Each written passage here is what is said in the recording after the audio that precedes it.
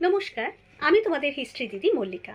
আমার চ্যানেল ইতিহাস দিদিতে তোমাদেরকে স্বাগত জানাই। স্লেভ ডাইনাস্টি বা দাস বংশের এক অন্যতম নাম হচ্ছে রাজিয়া সুলতান। তার বাবা ছিলেন ইলতুৎমিশ। মাত্র 13 বছর বয়সে তিনি ঘোড়সওয়ারি একদম নখদর্পণে করে ফেলেছিলেন। তার বাবার কাছ থেকে শিখেছিলেন সমস্ত রকম যুদ্ধ কৌশল। তার মতন শিক্ষিত এবং তার মতন যুদ্ধ পারদর্শী ঘোড়সওয়ার সেই মুহূর্তে কিন্তু তার ভাইরাও ছিল না।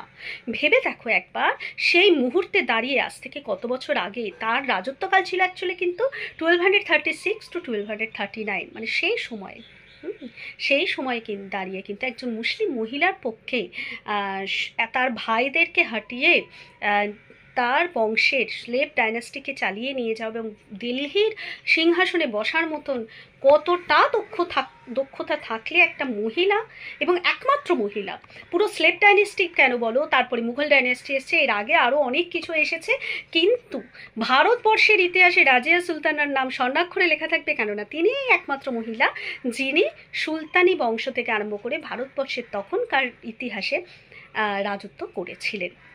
তার ভাইরা অনেক অনেক অনেক বেশি তাকে এগেনস্টে ছিল। আর সব থেকে বড়ো কথা যে 40 নম্বর চেহেলগানি, এই 40 নোবেল কিন্তু তার মানে কি একদমই তার এগেনস্টে ছিল, তাকে কিছুতেই সিংহাসনে নিয়ে আসবে না। কিন্তু আলটিমেটলি তার দক্ষতা দেখে এবং তার পারদর্শিতা দেখে কিন্তু তাকে আনতে বাধ্য হয়েছে।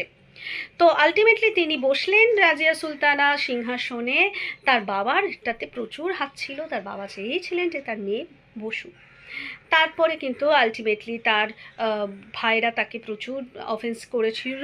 মুইজউদ্দিন বাহারাম শাহ আলটিমেটলি তাকে উৎখাত করে সে সিংহাসনে বসেছে।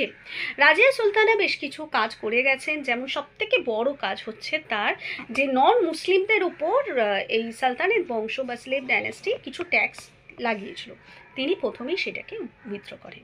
এরপরে তিনি প্রচুর একাডেমিক বলো, স্কুলস বলো, লাইব্রেরি বলো প্রতিষ্ঠা করেছিলেন, এবং লাইব্রেরিতে কোরআন, মুসলিম যে ধর্মগ্রন্থ কোরআন এবং ইসলামিক ধর্ম নিয়ে প্রচুর বই এবং আলোচনা করার তিনি সুযোগ করে দেন। এই ছিল রাজিয়া সুলতানা, তখনকার দিনের রাজিয়া সুলতান। তাকে কিন্তু সুলতানই বলা হয়, অনেকে আবার সুলতানাও বলে, কিন্তু সুলতান, ভাবো তার কতটা পারদর্শিতা ছিল যে তিনি এখনও ইতিহাসে রাজিয়া সুলতান নামে প্রতিষ্ঠিত। তো এই ছিল আমার চ্যানেলের। যদি কিছু ভালো লেগে থাকে প্লিজ লাইক অ্যান্ড সাবস্ক্রাইব করতে ভুলো না, এবং অবশ্যই শেয়ার করে রেখো যাতে এই সমস্ত ইম্পর্টেন্ট ইনফরমেশন সবারই কাছে পৌঁছাতে পারে। তোমাদের লাইক অ্যান্ড